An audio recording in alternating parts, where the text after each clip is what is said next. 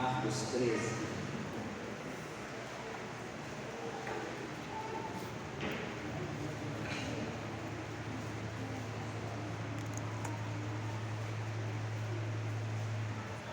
Marcos 13.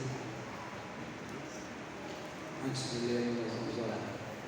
Pai querido, nós vamos agora ler a tua palavra, com o objetivo de ouvir a voz do Senhor mais uma vez, e dessa vez, ó Pai, entendermos essa palavra e que nós possamos, ó Pai, além de entender, aplicar na vida, que o teu Espírito possa estar, ó Deus, lançando essa semente em solo fértil no nosso coração. Nos ajude, ó Pai, a ouvir, a entender, a aplicar e nos dê sabedoria conforme a vontade do Senhor. E que nós possamos sair daqui, ó Deus, edificados pelo louvor do teu nome. Nós oramos, ó Pai, agradecidos no nome santo do Senhor Jesus. Amém.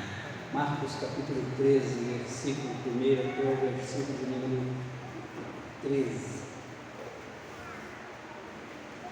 Ao sair Jesus do templo, disse-lhe um dos seus discípulos: Mestre, que pedras, que construções! Mas Jesus lhe disse: Vês essas grandes construções? Não ficará pedra sobre pedra que não seja derribada. No Monte das Oliveiras, defronte do templo, achava-se Jesus assentado, quando Pedro, Tiago, João e André lhe perguntaram em particular: Dize-nos quando sucederão essas coisas, e que sinal haverá quando todas elas estiverem para cumprir-se? Então Jesus passou a dizer-lhes: Vede que ninguém vos engane. Muitos virão em meu nome, dizendo: Sou eu, e enganarão a muitos. Quando, porém, ouvirdes falar de guerras e rumores de guerras, não vos assusteis. É necessário assim acontecer, mas ainda não é o fim. Porque se levantará nação contra nação, e reino contra reino, haverá terremotos em vários lugares e também fomes.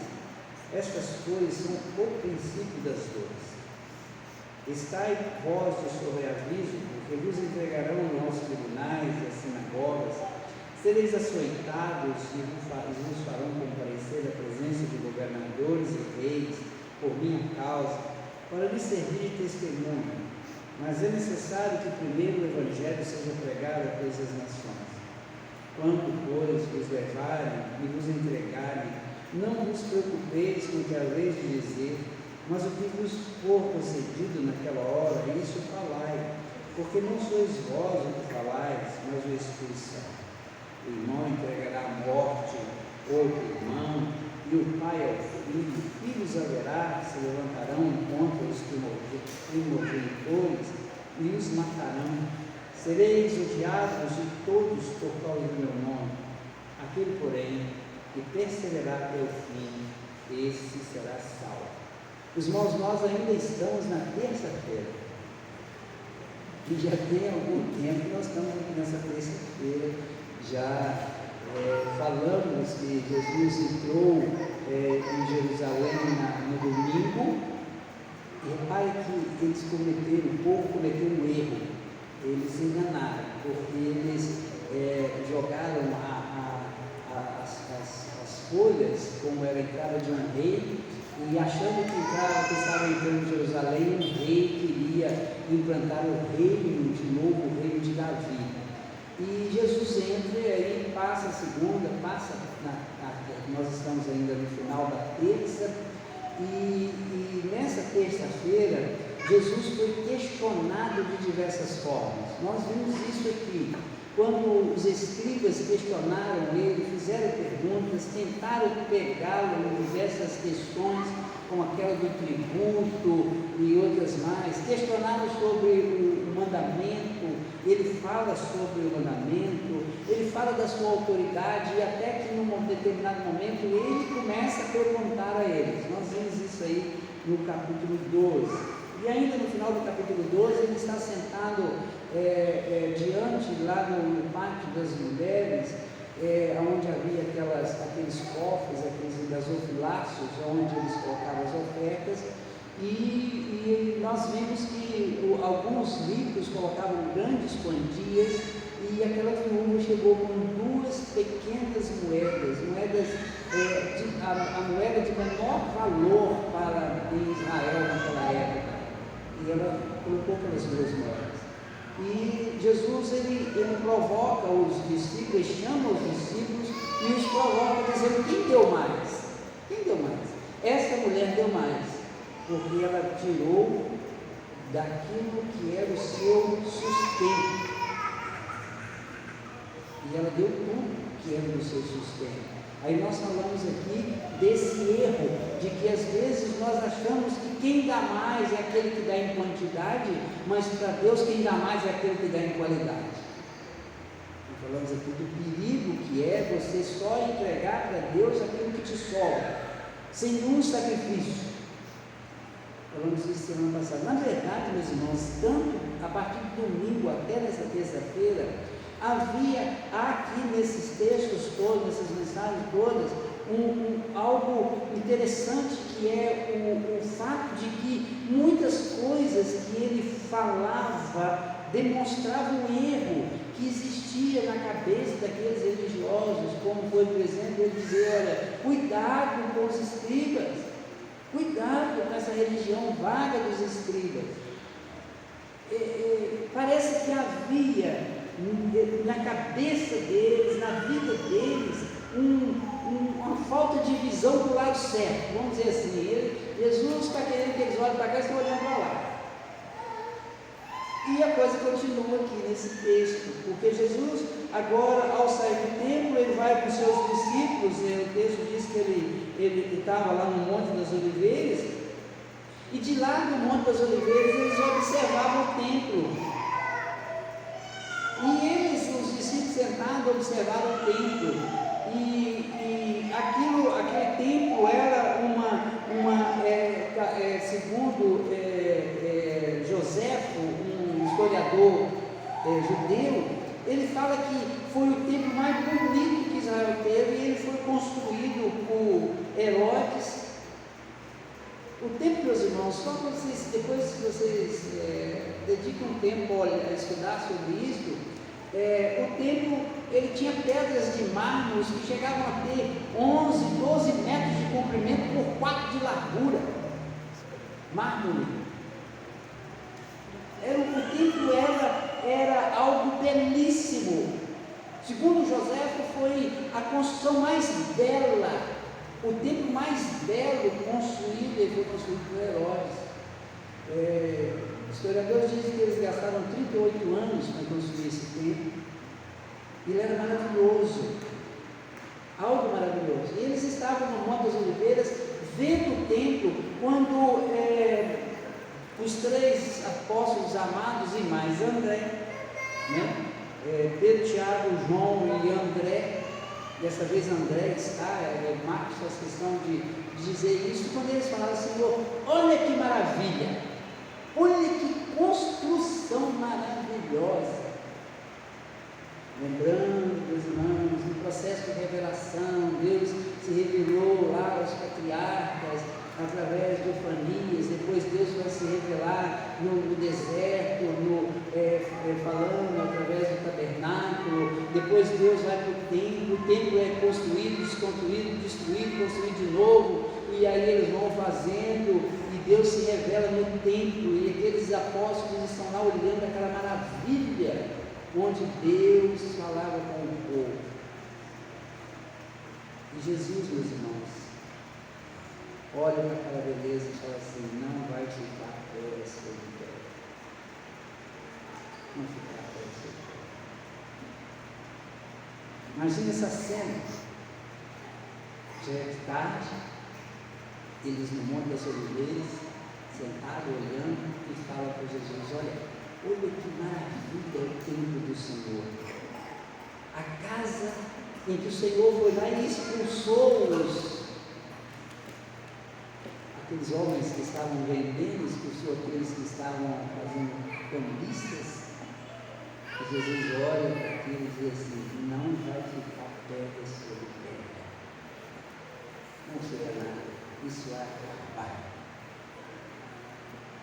Nós vamos por algumas coisas nesse texto. Versículo 1 e 2, nós encontramos uma avaliação dos discípulos e uma profecia de Jesus. É claro aí, ao sair Jesus do templo, disse um dos seus discípulos: mestre, que pedra, que construções. Aí Jesus falou assim: vocês estão vendo essa grande comissão? Não ficará pedra sobre pedra. Irmãos, a avaliação dos discípulos é a profecia de Jesus. Os discípulos erram na avaliação e Jesus acerta na profecia. Os discípulos, eles olham aquele templo como se fosse algo magnífico, como se fosse algo construído de tal envergadura para Deus, que era magnífico. Jesus olha para aquilo e diz assim: não ficará pedra sobre pedra. E a profecia vem se cumprir no ano 70, quando o general Tito, que ainda não havia chegado ao Império Romano, ele ainda não tinha chegado ao cargo maior, mas ele era um general, ele manda invadir e um soldado pega uma tocha a cavalo, pega uma tocha e joga a tocha dentro do templo por uma janela. Ele joga a tocha, o templo se incendeia e a temperatura no templo foi tão grande que o ouro, o cobre, aqueles metais de grande valor começaram a derreter e entrar naquelas fendas das pedras, e os soldados ambiciosos enfiavam as espadas e iam tirando aqueles metais, e com isso foi tirando as estruturas e as pedras, e o templo não ficou pedra sobre pedra. Não ficou pedra sobre pedra. Eles foram arrancando aquilo tudo. O fim do templo, o fim do lugar aonde Deus se manifestava. Irmãos, eu fico pensando, como que Deus é maravilhoso. Destruiu aquilo tudo. Você sabe por quê, meus irmãos? Porque se aquilo estivesse lá até hoje, aquele seria talvez o maior lugar de idolatria do mundo. Jesus diz, permite, ele profetiza, ele não vai ficar pedra sobre pedra, e na providência de Deus não ficou pedra sobre pedra, porque o Senhor estava implantando o seu reino, e agora o templo não seria mais um templo feito por mãos humanas, mas um templo feito pelo Espírito Santo de Deus, a igreja. O Senhor não habitaria mais num templo feito por homens, o Senhor habitaria num templo feito por Deus. Vós sois o templo do Espírito. Versículo 3 e 4, os discípulos se aproximam, os discípulos amados, aí no versículo 3 e 4, eles vão até Jesus, e juntamente com André, e dizem-lhes: quando sucederão essas coisas e qual sinal haverá quando todas elas estiverem para cumprir-se? Eles perguntam ao Senhor: Senhor, se isso vai acontecer mesmo, quando que isso vai acontecer? Eles não colocam em dúvida o acontecimento, mas eles falam: quando que isso vai acontecer? E aí, meus irmãos, no versículo 5 e 6 tem algo que nós precisamos de tomar muito cuidado.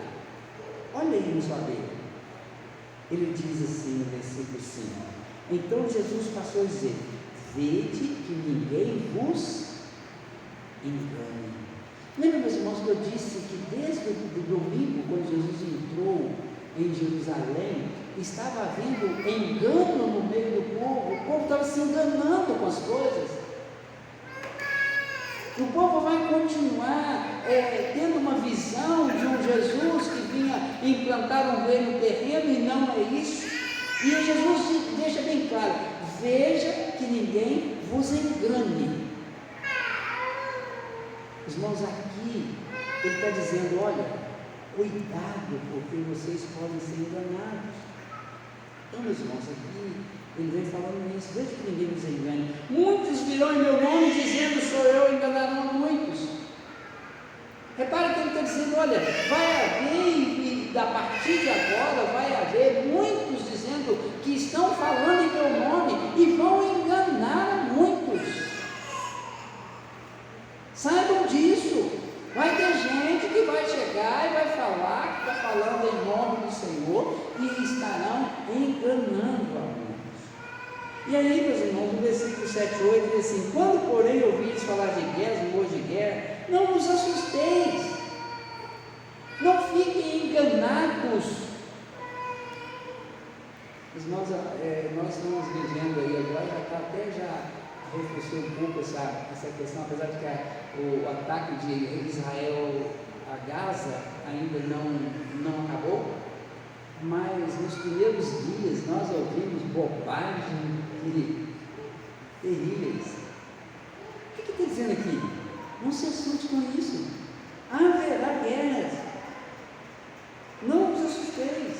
É necessário assim acontecer.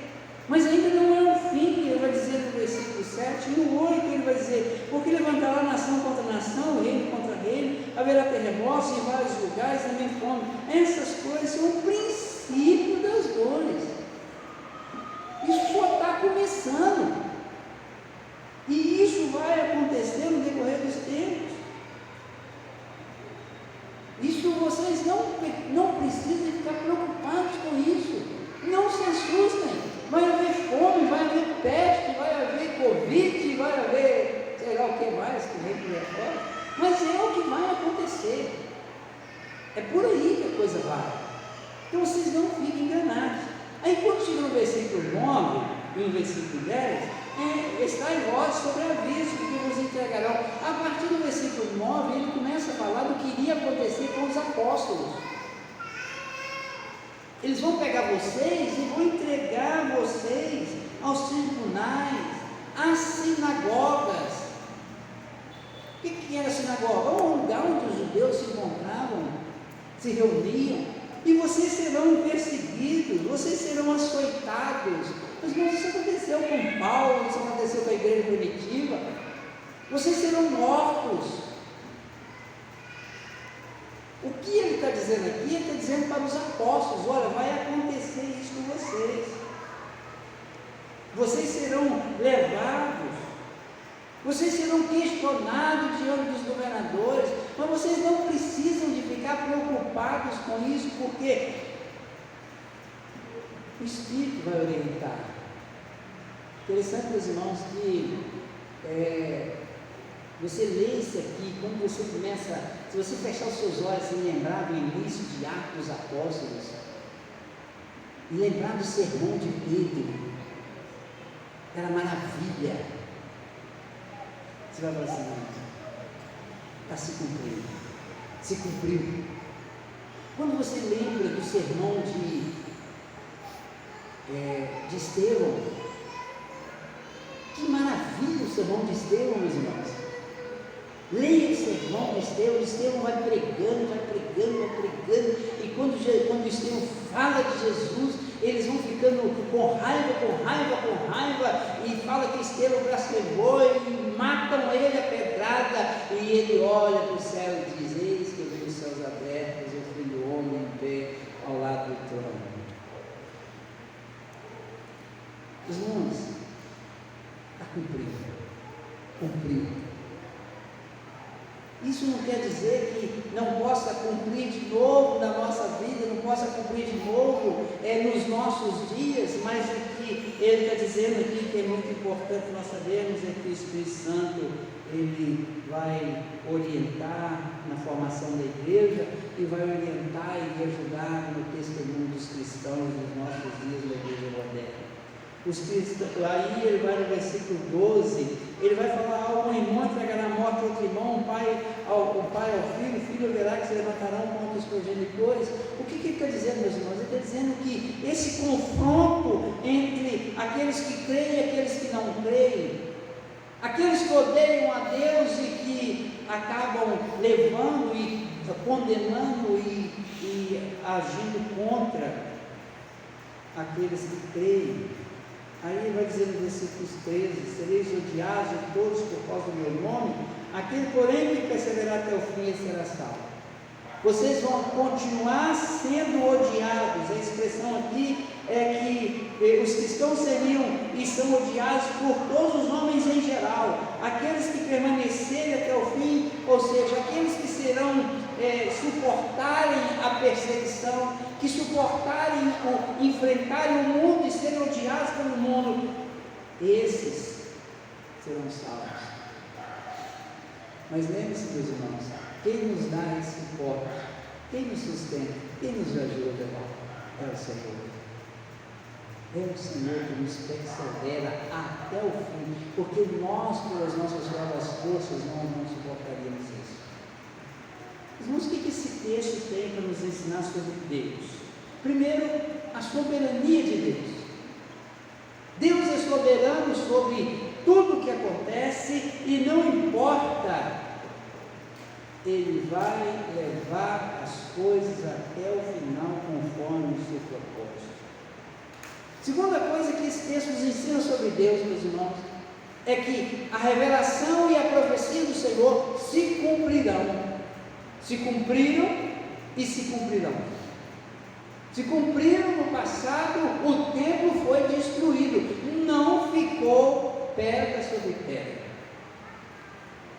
E para poder provar que o templo existiu, ficou um pedaço de muro que eles vão lá até hoje, ficam lá batendo cabeça por causa daquela grandiosidade. Existem alguns que falam que eles vão tentar construir o templo de novo. Nem sei se vão, mas também isso não importa mais. Acontece que aquela grandiosidade foi jogada por terra, porque o Senhor assim diz: não ficará pedra sobre pedra. Mas preste atenção, meus irmãos, que tem outras profecias aqui nesse texto que são perigosas, e elas vão se cumprir, porque o texto diz: muitos serão enganados. E isso vem acontecendo, meus irmãos, no decorrer da história, e vai acontecer até a volta de Jesus. Não acabou. O templo foi destruído, mas muitos serão enganados, porque vêm falsos cristos por aí. E não é um, são muitos. E nesse tempo de internet, de comunicação de massa, a coisa complicou cada vez, complicou e está complicando cada vez mais. Então nós temos um Deus que é soberano sobre todas as coisas, um Deus que é zeloso no cumprimento de todas as profecias, e um Deus que persevera os seus santos. Quando ele diz: olha, vocês serão entregues, mas saiba de uma coisa, o Espírito vai usar vocês. E meus irmãos, nós vamos ver que os apóstolos foram instrumento de Deus para a implantação da igreja, para a comunicação da palavra, das doutrinas, os fundamentos dos apóstolos, que hoje é o cano sagrado que nós temos pelas mãos.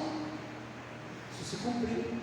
E até hoje, meus irmãos, o Espírito Santo continua preservando o remanescente, a igreja do Senhor, continua preservando os santos, seja num país como o nosso, que somos tremendamente perseguidos pelas heresias, não temos perseguição física, ou num país como muitos outros que temos aí pelo mundo afora, que persegue, mata e de forma física. Mas é uma coisa certa, meus irmãos: os salvos, eles são preservados.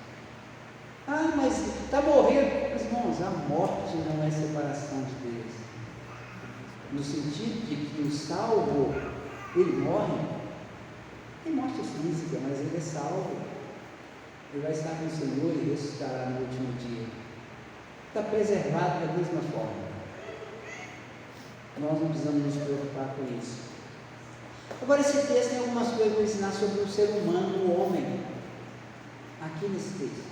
O texto é muito claro, porque ele mostra que aqueles que são do Senhor são orientados pelo Espírito, são guiados pelo Espírito. Aqueles que verdadeiramente estão em Cristo, eles podem ser perseguidos até a volta de Cristo, mas uma coisa é certa: ele é sustentado pelo Espírito Santo. Não importa, ele é sustentado. E aqueles que não são do Senhor, aqueles que não amam o Senhor, que não nasceram de novo, esses vão continuar odiando o povo de Deus. Isso já está definido. Aí, por isso ele diz, um irmão entregará a morte a outro irmão. Eles vão entregar para morrer. Segundo alguns países aí é assim, se um da família diz que o outro converteu, morre. Então, irmãos, isso é claro. Nós vamos ter sempre gente que ama o Senhor, nasceu de novo, serve o Senhor, está sendo preservado para a volta do Senhor, faz parte do povo de Deus, faz parte da igreja, é tempo morado do Espírito Santo, e outros que odeiam, que não querem saber, e matam, e denigrem, profanam, e assim nós vamos. Conforme Salmo 1, Salmo 2, nós vamos vivendo nesse mundo, desses dois grupos. Um grupo que anda numa estrada estreita, um outro grupo que anda numa estrada larga, um grupo que vai para o céu e o outro vai para o inferno. Isso vai ficar assim até a volta do Senhor, no dia que o Senhor voltar e resolver tudo isso, levar para si o trigo, as ovelhas, e queimar o joio, ou queimar não, mandar o joio para o fogo, os cabritos. Então nós precisamos de ter isso no nosso coração. É assim que esse texto coloca o ser humano, e nós não podemos fugir dele. Agora, o que fazer com o texto? Tudo bem, aprendi aqui que o templo foi destruído na época do general Tito, 70 anos depois de Cristo, que jogaram uma tocha pela porta, e que isso vai acontecer, que os apóstolos enfrentaram esses problemas todos, e que nós vamos continuar enfrentando também, e tudo isso. Mas o que eu vou fazer com isso?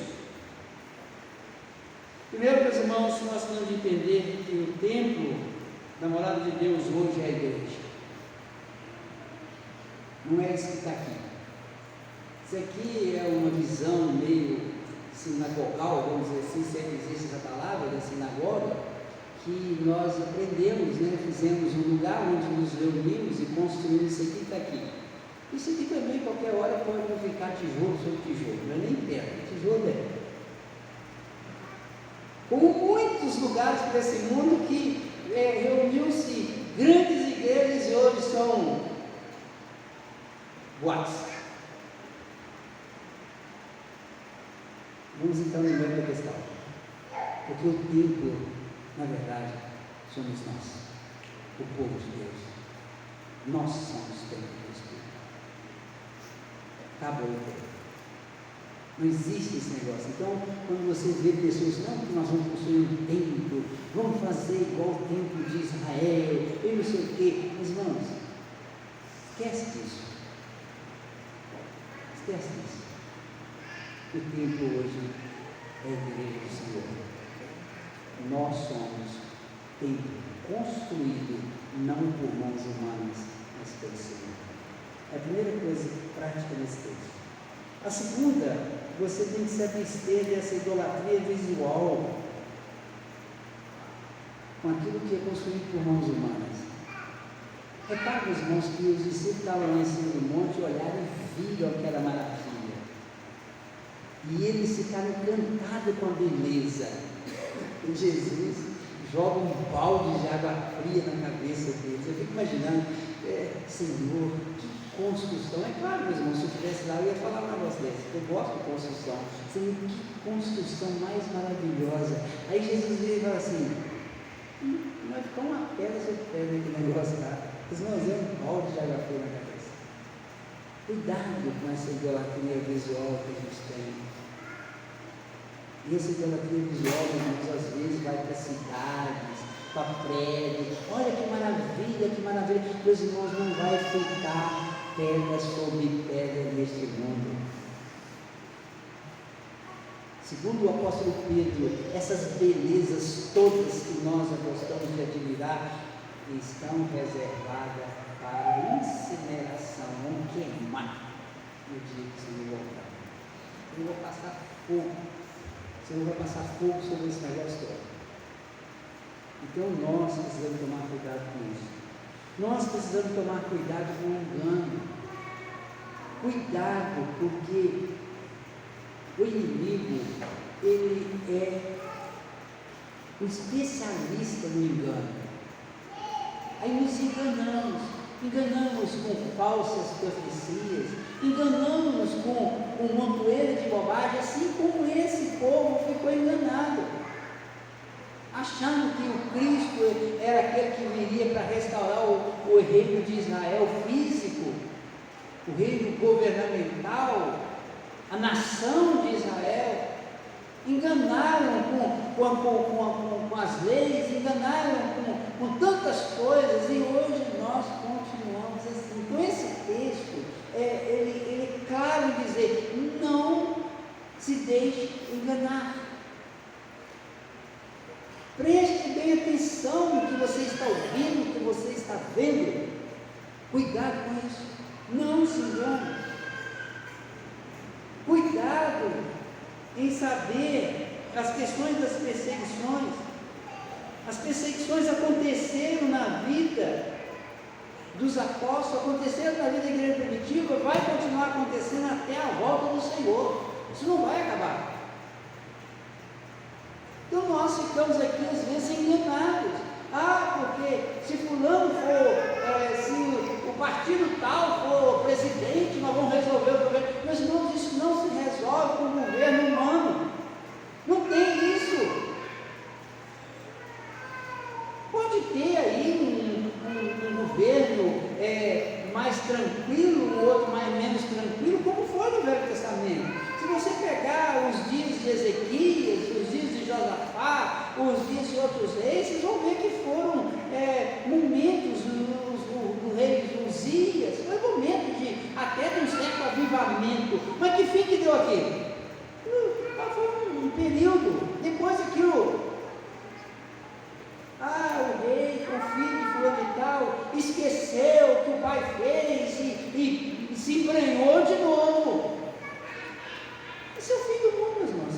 A finalidade desse negócio é assim mesmo. Podemos ter aí um governo, dois, um período, de 5, de 10, de 20, de 30, até de 50, quem sabe até de 100 anos.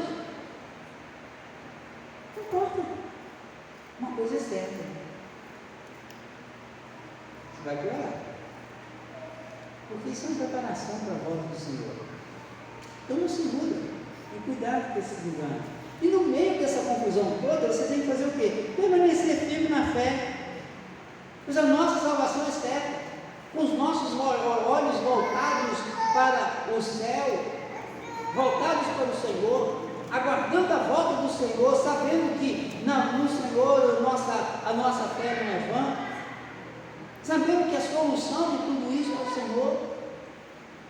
E que o Senhor nos dê força e ânimo para viver enquanto tivermos vida, porque é uma coisa certa: só Ele. Só Ele. E se Ele disse que essas coisas iriam acontecer, vão acontecer. E o que é mais importante aqui, talvez não vou dizer que seja o mais importante, mas que eu acho que a gente perde de vista aqui, que é muito prático, é porque ele vai dizer aqui no texto, isso é só o princípio das dores. A gente se espanta com pandemia. Pandemia, guerra, atacado Israel. Então, eles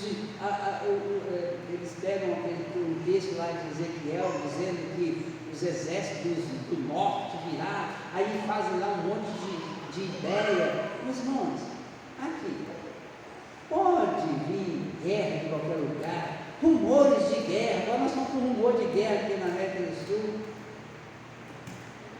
Rumor de guerra, porque ninguém acredita que vai ter essa guerra. Ninguém acredita. Tem um lugar, não tem nem como fazer guerra.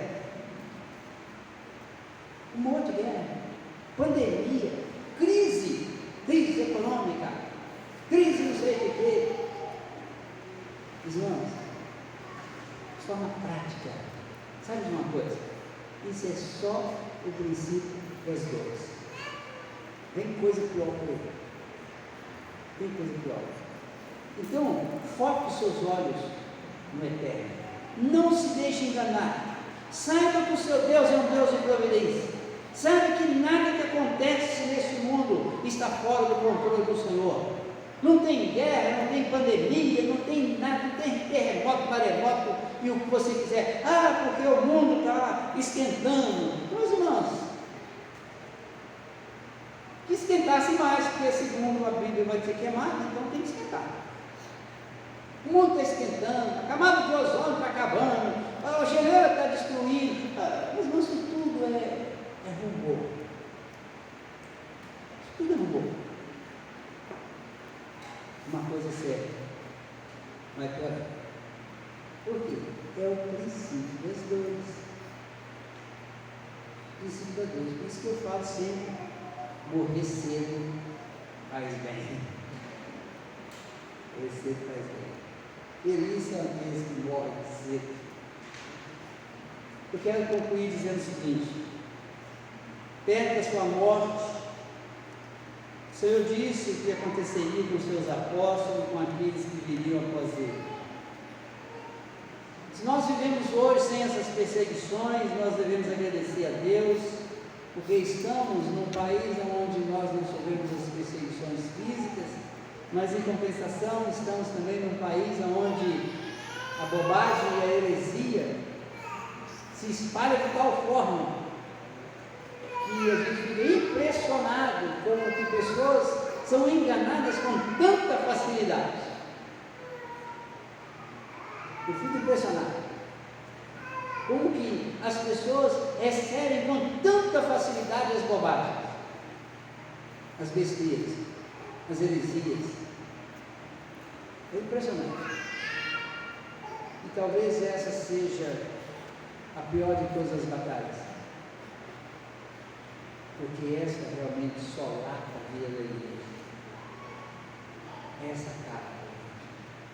E dentre essas, a pior que nós enfrentamos hoje é o liberalismo teológico, que está aí, está na sua cabeça, está na cabeça de muitos pastores, de muitos líderes, que não levam a palavra de Deus a sério conforme ela é. Se vivemos hoje sem essas perseguições, nós devemos agradecer a Deus, mas nós devemos estar atentos, caso elas venham a acontecer, e principalmente atentos, para que não venhamos a ser enganados. Que maravilha esse tempo! Um soldado joga uma tocha por uma janela e aquilo derrete, acaba. Não ficou pedra sobre o pés. Irmãos, aquilo que é construído por mãos humanas não fica pedra sobre pedra. A única coisa que persevera e permanece é aquilo que é construído pelo Senhor. E o tempo hoje é você, o seu coração, somos nós, a igreja do Senhor. Que o Senhor nos ajude a entender isso.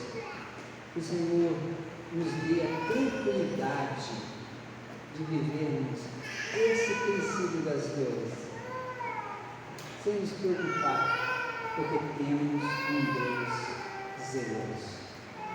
Que o Senhor nos ajude. Feche os olhos, ora, Senhor.